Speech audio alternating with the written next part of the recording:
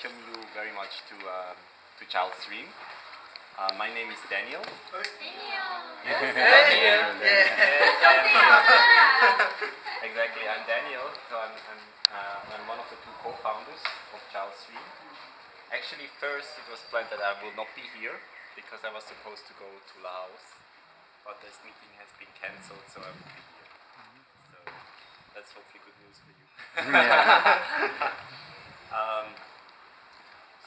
Child Stream was started about 8 years ago, so in 2003, by myself and Mark. You will get to know the other co-founder as well. He also just returned from Singapore. So it was the two of us. A little bit about our background. Actually, both me and Mark, we were bankers. Bankers? Yes. So very, very different, huh? To what we are doing now. We both used to work for a Swiss bank, which is very famous. It's called UBS. It's quite also, I think in Taiwan also quite big now. And we have, both of us have been working in Asia for a long time. We used to work in Singapore, Hong Kong, and for me also in South Korea. But then when I was 25 years old, I felt I want to do something new to my life. I want to change. I came to a conclusion where I thought, do I want to do banking for the rest of my life, or do I want to do something really meaningful? Because I believe I have one life. I'm not Buddhist enough yet to think that I will have many lives, but I believe I have one life. So I want to try to make the best out of it. And for me, considering making the best out of it is to have a positive impact on many people, not just on myself. So with that idea, I resigned from banking. And I actually was a volunteer as well. I came to volunteer here in Chiang Mai with another organization which was called School for Life. And I was working there for about 3 months. But this assignment as a volunteer, and I think that's the reason why I'm a strong supporter of volunteering, it was a change maker for me, because I could discover my passion for social work. Because in the past I was a banker. I did have very little experience with social work.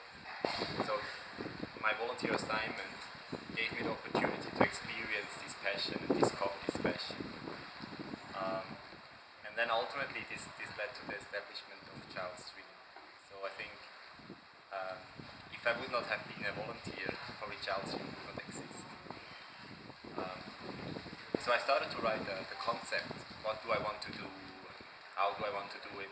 And at that time, I was able to convince my very long friend Mark, which I know from banking, to help me, come and help me. So he also resigned, and he joined me. And he said he will stay maybe for 6 months to 1 year to help me set up the foundation and the structure, because he's very good in office, right? Accounting, administration, marketing. But I'm very good outside, in the field, with the people, with the children we are working with. And 8 years later he's still there. So he never left again, so he stayed with Child Stream ever since. Now, what is Child Stream doing?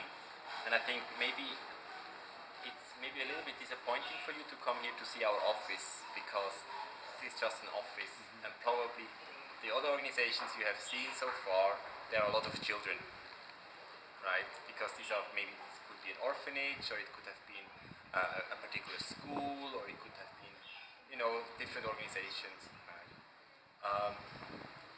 Child Stream is quite different. We work with children, as our name says. We are doing children's work, but we actually do more community development based on children's needs. We believe children are the next generation, and as many organizations you might have seen, we have started also by supporting organizations that, the typical orphanages, or organizations that help street children, or organizations that help child laborers, or even child prostitution, and all these organizations. But I realized is this is not really solving a problem, because we have been working at the beginning of ChildStream, we have been working with these organizations for about 2 years. And I realized more and more these organizations become bigger and bigger and bigger, which means that more children become at risk. More children want to join this foundation or this organization to stay there and look for protection. So I asked myself, is this the best way of helping? Or should we not try to solve the problem at the root cause, which would be in their community, right? So after 2 years, we changed our strategy completely. In the first 2 years, we supported a lot of organizations that help look after children. Probably some of you might visited them during this trip. But then we decided to actually go and bring education to the children in their villages where they were coming from. Because when I talked to the children in these organizations, they all said, look, I didn't have an opportunity to study. Therefore, I have no opportunity to find a job. Therefore, it was not meaningful for me to actually stay at home. So I went out and tried to look for money to support my family. And they became child laborers. So I realized that due to the lack of education, children become at risk. So we decided to start building lots of schools, bring schooling to the children where they need it. And now when I say where they need it, is in their community with their families, and not somewhere in Thailand, far, far away from their family. I want that the children can grow up in their village, with their families, with their neighbors, with their friends, and can go to the school there. So we started to do a lot of schools. We went into Laos, we built a lot of schools in Laos, we built a lot of schools in Cambodia, we built many schools in the north of Thailand, and so on. So we changed our approach completely. And which means that we, from being a children's organization, we became a development organization. And that's the reason why we don't see any children here right now. Because all our projects are all over the place, but mostly focusing on helping children to get education on primary school, secondary school, high school level, up to university. So we will want to show our children an educational pathway. Not just say like, okay, we will just be with primary school. What happens after primary school? So we want to make sure that the children are able to complete their educational path until they are ready to be independent, until they have knowledge, skills to make good decisions for their lives, but also to be able to find employment and be able to care for themselves. So it's a very long-term approach. So you can see this is also why it's called development. It's very long-term. We are not going to change it overnight, but it takes many, many years, maybe a whole generation, until we can see some changes. But that's what we are actually doing. We work in Laos, Cambodia, Thailand, and Myanmar. So we have a very large geographical coverage. But within each country, we will focus on the poorest areas. And within the poorest areas, on the remotest village. Because that's where we find nobody has ever gone there, nobody has ever supported this community. The government doesn't want to go there, other NGOs don't want to go there, but that's where we find we can make the biggest impact on our beneficiaries. So I will show you, when I show you around in the office, I will show you a couple of maps to see where these projects are located. That's the reason why I couldn't just put you in a bus and say like, oh, let's go and see a school of us or a school of ours. Because this bus will probably break down after half a kilometer on these roads. You can see our cars are all four-wheel drive cars, so bumpy roads, very muddy, especially when it rains. So very difficult to access. But that's where we find the most needy communities, the most needy beneficiaries. Do you understand my English? Is it clear? Because again, one way to what we said was we really want to make it, we want to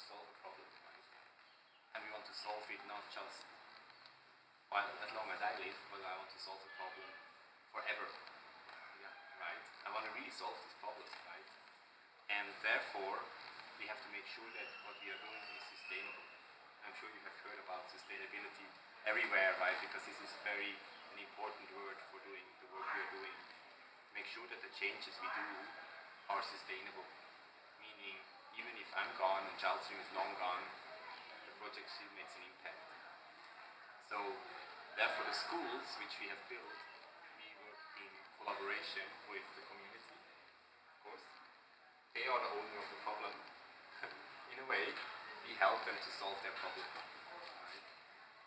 So they take ownership of the project, of the community. But then we work together with the Ministry of Education of Thailand, Laos and Cambodia to make sure that they will be sending teachers, and they will be sending the curriculum, and they will be sending the money to run it. Right? But they just didn't have the money to build the infrastructure. So we put the seed in the ground, let it grow, and then we actually give it to somebody else to take care of it.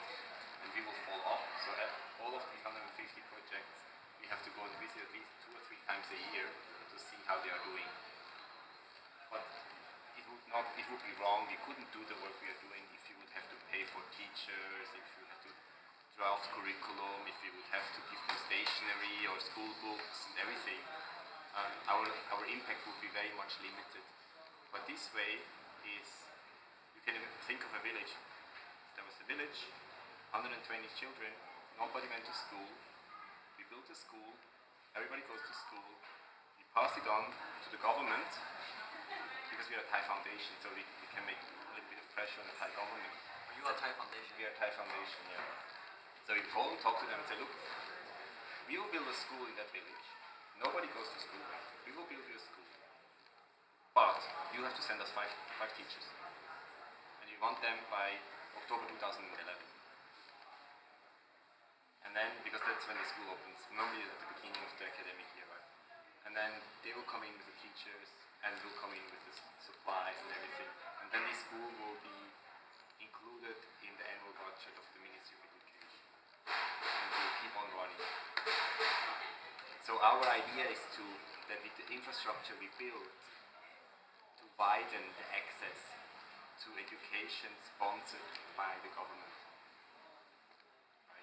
Because if it would be sponsored by us, by Childstream, it would be a nightmare for us. You know, to pay all the teachers and everything. We would also need a much larger budget than we have. And it would not be sustainable, because once we don't have funding anymore, probably the school will close.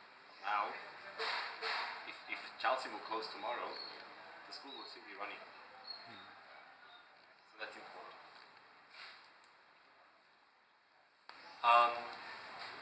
I'll have a presentation for you, and then it will be separated between toys and clothes. Also the different age. You know, is it toys for older children, for younger children?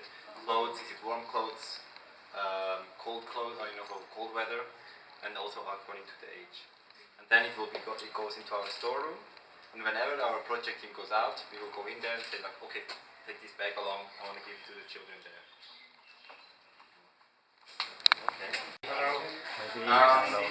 Actually, David is a volunteer for the organization.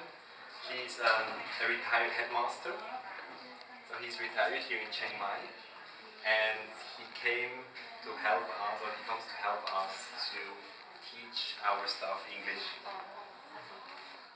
So actually, we offer kind of almost private classes to each individual staff's English level. So then, so we are very happy to have David to come in to help improve the English of our staff. A group from Taiwan. Oh, okay, from Taiwan. Yes. Okay.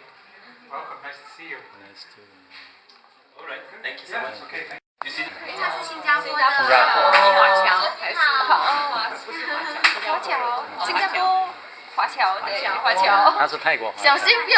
出来过进来一点。 closer. She is 泰国华侨。哦，泰国华侨，亲软。新加坡华侨，一家人。对。 Okay, well, that's Angie. from Singapore, as you found out.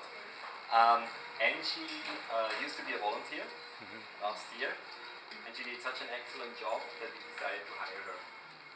So now this year she's on a paid contract for us for a year, and she's helping us a lot with communication. She's helping us to write reports to donors and help to write marketing materials, fact sheets, and all these kind of things. Because one of the things is, obviously our donors are English-speaking donors, mostly. But our Thai staff that do project implementation, their English level is not good enough to write good reports. So we, either Mark, myself, or Angie have to write these reports. Right? So now Angie's helping us a lot, so we have more time. Okay, so that's Mark. That's the other co-founder. Hi, Mike. Who are you? We are from Taiwan, and most of our students there. Okay. Yes. As I said, 8 years ago, it was the two of us that started the foundation for the organization. And Mark has always been responsible for administration, accounting, fundraising, all legal matters, and so on. Whereas I'm sitting here, I will be responsible to oversee all our projects in the field. So when we travel to different places. Mark can go to Singapore, like he was last week, to get fundraising, to do fundraising. I'll travel to Laos to build schools. So that's just to give you a contrast. I still go to the field, Also. but not as often. We go to Cambodia next week on Monday together. So, and normally when we build a school, when we finish it, we make a big opening ceremony. And then we will invite the donor to come. If he or she has time, she will come. And then normally one of us will join the opening ceremony. I think there is probably only very few schools that have been opened without either of us being there at the opening ceremony. So this is also requires quite some time for us to join. But it's so important for the community. It's so important for the organization that one of us should be there. Okay? As I explained at the beginning, we used to work in Singapore and Hong Kong. So we have a lot of connections there, but we had not so much connections to Taiwan. Actually, in fact, last year, I was invited to join a youth forum. The lady in the, yes, or the blonde lady there. Hello. She is our financial controller, and she's also from Switzerland. She also used to work for banks as well, and she just decided to join us about a little bit more than a year ago. Then, yes, Hello. she's a Thai staff, and she is our finance manager. So whenever we need money, we have to go to her. So that's the reason why we Oh, safer. Exactly. This is Meow. She's not here at the moment today. She's actually doing project work but also administration work. And at the moment she's in Phuket. Because we have one project in Phuket, so she's following up. He's also Thai. And he's a project administrator. So he's actually doing a lot of bookings for the projects. And he's also our IT manager. So he's like looking after our IT systems and everything, the server, the wireless, and all these kind of things. So he has a double function because still we are quite small, so we have a lot of people have double roles in our organization. So he's our IT manager, plus he's also helping from the administration side as well with Mark.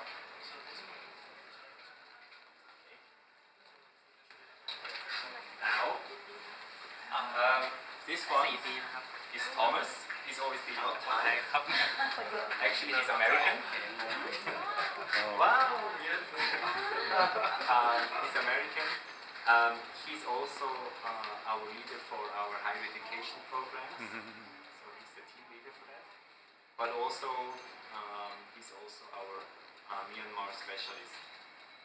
So, because he has a lot of knowledge and expertise about the situation inside Myanmar, which is obviously politically very sensitive and sometimes very difficult. Right? So we need to have people with special knowledge to do work inside Myanmar. That is Jolsi. Jolsi is also a project manager, also working together with Thomas on higher education programs, and again also quite a lot of projects of hers are along the Thai-Myanmar border, or even across inside Myanmar as well. Yes. I'll tell you more about these projects. Her name is Dai. Dai. She is Thai. Yes. Thai 那个小兔子的兔。 She's actually our longest serving staff member. So she was number 3. First Mark and myself, and then she was the 3rd person to join. So she has been with the organization for 7 years now already. And now she's the head of basic education programs. All these people sitting here, they're working on our basic education programs, meaning they're the ones building schools, building boarding houses in the various countries. So that's basically, she's responsible for their activities and the stuff that they're working. Okay? Let's go here.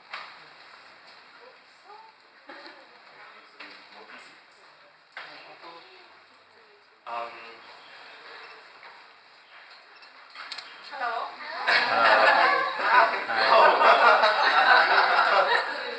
Okay, this is Manuela. Manuela has joined us almost 5 years ago. Almost 5 years ago as well, and she is the 3rd member of the management team. So together with Mark and myself, she's in the management team responsible for overall management of the foundation. Manuela is kind of we call it the COO, the Chief Operating Officer, because she does a lot of human resource management and a lot of other things that needs to be taken care of. But also she oversees our university scholarship program.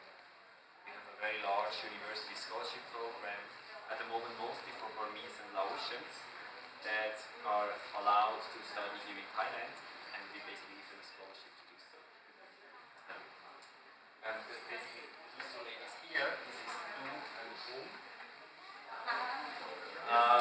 are working together with Manuela to coach these scholars.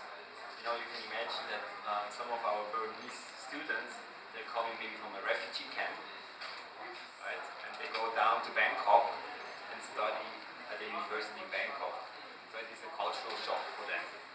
So they have to make sure that our students are being taken care of, and they all the time get calls from them and ask for help and so on. So they are basically coaching them. Okay. Where do you think he's from?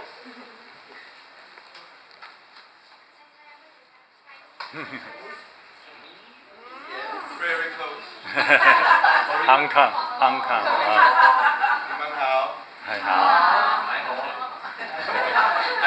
not so sure how well his Mandarin is. I mean, I'm sure it's quite well. How is your Mandarin? Very poor. Okay, that's Larry. He's a volunteer. He will only be with us for about a month, right? About a month. He also just basically resigned from his banking job and felt like he wants to basically get to know Chalstream as an organization a little bit better and see how we run things. So you're welcome to come, and he's a very long. We know each other for a very long time, so I said, okay, why don't you come and help us for a month? Right? A month. Yeah, a month. If you want to stay longer. Yeah, well, you can stay forever. You keep me out. No. Okay. Another question? Okay, where do you think he is coming from?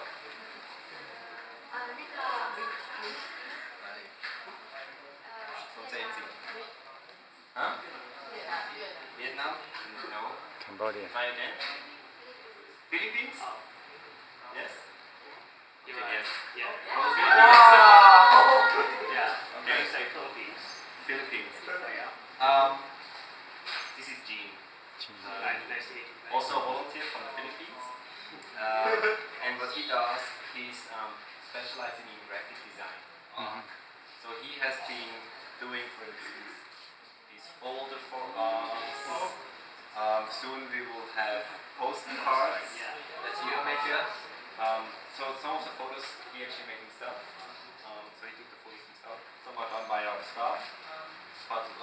he basically does all the layout and designs for us.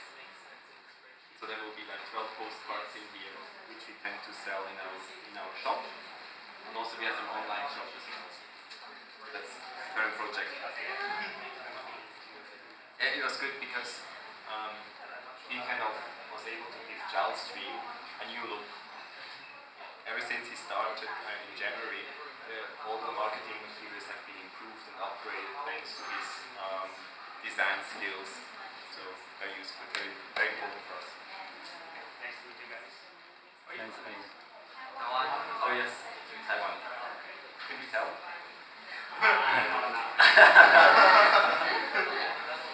You were like from Vietnam or somewhere. No. Taiwanese.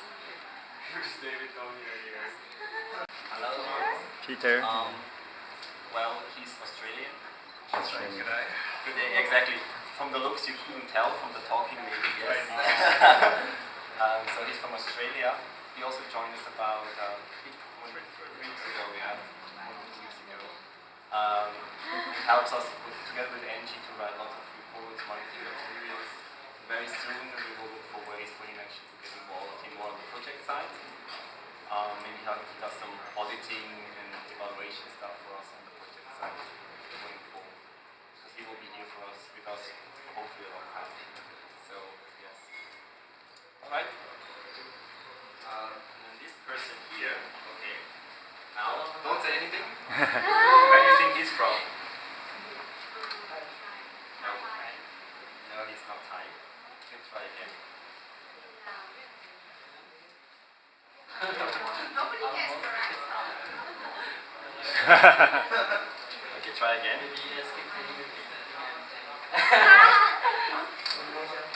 Indonesia? It's one of the 4 countries where we work. Cambodia. No, not Cambodia. No way. He's Burmese. He's from Burma. Burma. Oh, Burma. Oh, take picture. Okay, his name is Dawa. Dawa. Or Burmese. Dawa. Dawa. Okay. Dawa actually has been a year now. He's been working with us for a year. And what he does is he builds the most amazing playgrounds. So his specialty is to build playgrounds Playground. Yeah. Yes. For the kindergarten. for kindergarten and primary and schools. primary school. Yes. So he complements our schools. We build 20 schools, and then maybe 1 or 2 years later he goes and builds them a playground, which is very interesting. He has actually quite an interesting, not funny, but an interesting history, because he lived in the camp, he studied in the refugee camp. And then he studied in Mesot, or worked in Mesot, and then we met each other, and then we decided to hire him. Alright. Nice to see you. Nice to meet you. Group Yeah. from Taiwan, Yeah. if you're wondering where you're from. Taiwan.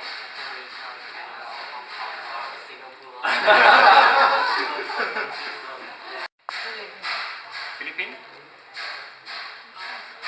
Malaysia? No. It's also one of the 4 countries where we work. Laos, Cambodia, Cambodia, Laos, Laos, Thailand, and Myanmar. Myanmar. Burma? No, it's not Burmese. He's Laotian. Laos. From Laos. Okay, picture. This is G. His name is G. And he works in our basic education team, mostly responsible for our projects in Laos. Group from Taiwan. So you don't have the people in charge the Cambodian? We have an office in Siem Reap. In Siem Reap, yeah, no. So all the projects that are in Cambodia are taken care of by our office in